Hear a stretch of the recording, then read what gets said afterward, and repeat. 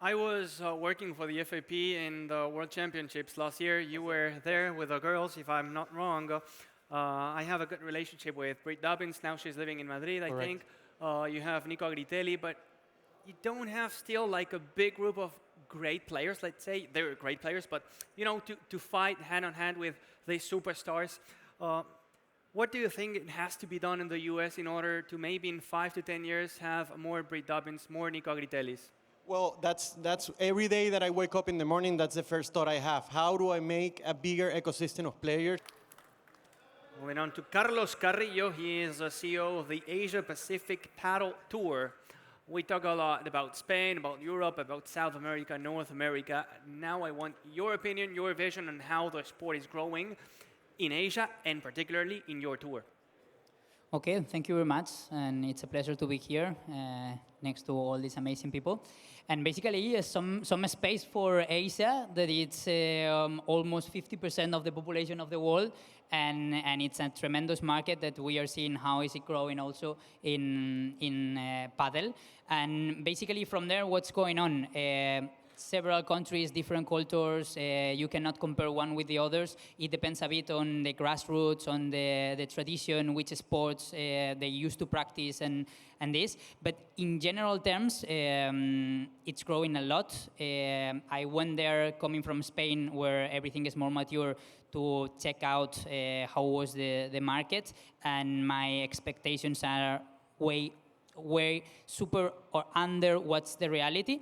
And basically, we saw a lot of need of professionalization in different fields, and taking the question of how the tour is going.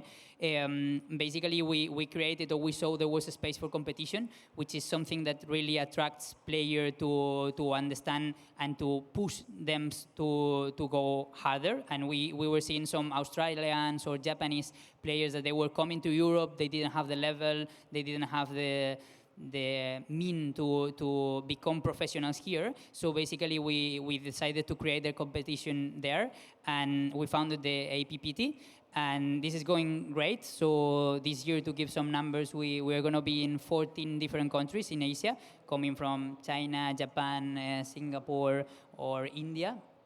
And basically, we're going to do around 30 events this year, which basically means that they have competition, that they can dedicate full time to that.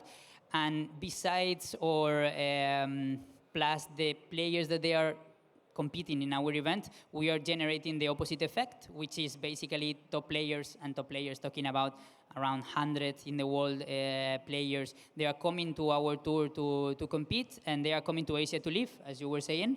And basically, this is a great achievement, because it's not that we are creating some value for the players and to grow the sport there. It's that we are bringing higher competition level players to Asia to also put things more difficult and create more value on that. And a bit giving more information about the markets. So we see that, for example, only in India, in last year, they reached 1,000 courts, which is a crazy achievement. That when we were seeing the stats or the data coming from FIP, it's impossible to be updated. So you cannot follow what's going on there, because as in our events, it's also a networking moment where club owners or investors, they come and participate, and they share the projects where they are involved. And we are surprised to see, like, every week there are a lot of clubs opening in different locations. So yeah, it's a great moment and a great market to look at because of the big impact and numbers that they have there.